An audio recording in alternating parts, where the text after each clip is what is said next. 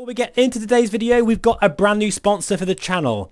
We're back with VR Wave, which offer a wide selection of custom-made prescription lens inserts. And I would highly recommend, whether you wear glasses or not, to get yourself a pair. They offer blue light filters which help combat motion sickness and insomnia.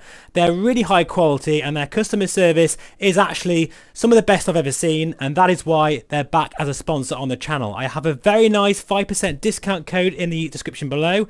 They include lens inserts for the Pimax crystal and the Quest 3, among others. Go check them out. But now it's time to get into today's video.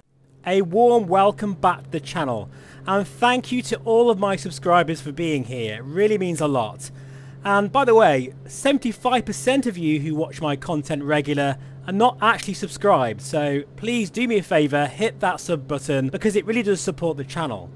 So unless you've been living under a rock for the past couple of months, or you haven't been watching my videos, you may have seen that I've been testing a new VR headset. This is a Somnium VR1, a super high-end XR headset by Somnium Space, and it boasts a very impressive 35 ppd dual aspheric lens design, which gives you a very nice field of view, in my case about 120 degrees horizontal and about 96 vertical. As you can see here, I'm using the mixed reality of my Doff Reality H2 so I can see my controls. You've got those beautiful colours. It's really a fantastic, very crisp VR image. But you must already know all this because I've made tons of videos of my prototype VR1 unit, and I've absolutely enjoyed my time with this headset. However, I'm sad to say I'm now sending it back, and that's given me a chance to reflect upon my time with the headset, especially as I've now got the Varia XR4 and the Pimax Crystal Lite on either side of the spectrum. I feel the Somnium VR1 sits neatly in the middle of those two, but in some ways it actually does things so much better than both of them. Some of this is just down to the better brightness, field of view and sweet spot of those lenses, which definitely beats the Pimax Crystal, but also in terms of the pass-through, it is far sharper and there's so much more features than the Varia XR4. For example, you can create your own mask, which you can see in this video when I'm in the cockpit, but even better than that, the VR engineers are going to be introducing hand tracking to be able to mask in real time your own cockpit. And I think this is what sets apart this VR headset from the competition. You can completely customize your experience down to all of the software parameters. And let me tell you, as a flight simmer who likes to really get my settings dialed in, having access to many of the features and functions that you normally wouldn't get with other VR headsets is super useful.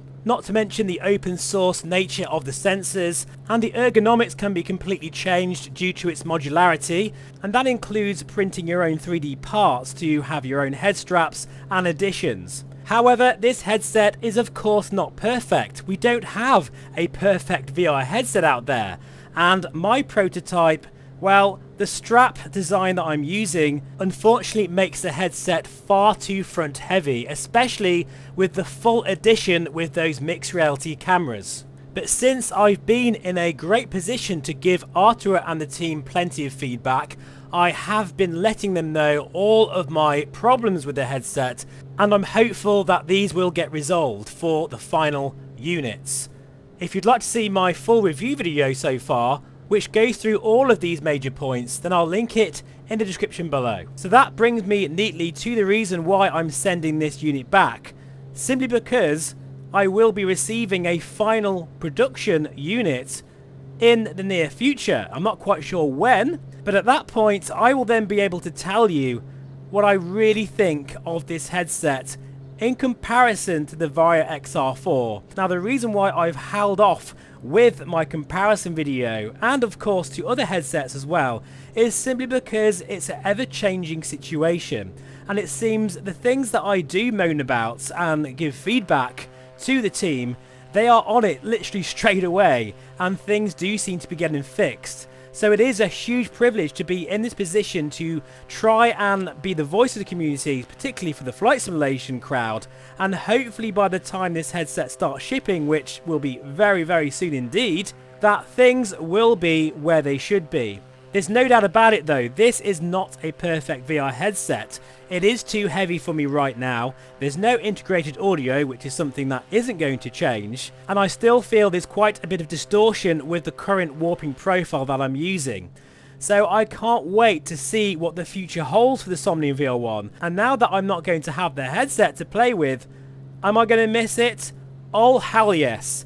I've really super enjoyed my time with the headset so far, and there's certain features and functions that no headset can do. Just the simple things like having 4 shortcut buttons on top of the headset which you can use for anything, including maybe doing a salute in DCS World on the carrier, or using the mixed reality capabilities and the desktop. And I do feel that's a strong point of this headset, is you can tailor make it to fit your needs. It's going to be really interesting to see the first impressions of customers using this headset, and I can't wait to see other YouTube reviews as well, because I do feel that as this channel only really focuses on the flight simulation aspect, I'm pretty confident that this headset will shine in many other genres as well. So even though I do seem to have all the headsets under the sun, the Somnium VR1 seems to tick many boxes that other headsets can't seem to reach.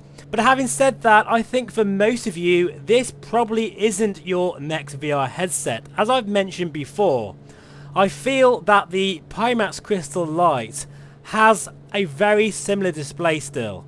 Don't get me wrong, the VR1 is sharper, brighter, has a better field of view and better sweet spot, which is a big deal. But for most of you, that might be not enough to have that huge hike in price, because this is a very expensive premium VR headset, quite an exclusive VR headset even, and being made in the European market with better quality control. Those things, while they're really important, I think for most of you it probably isn't enough of a reason to really justify that extra hike in price. And it's why it's so expensive, because this is aimed to last you for many years to come. I just hope they can sort out that comfort, because for me at the moment it is a deal breaker. Right, anyway guys, I better go because I've got to pack it away, because the courier is going to be here any moment. Thank you so much for watching, and please feel free to subscribe, and I'll see you again very soon. Bye bye for now.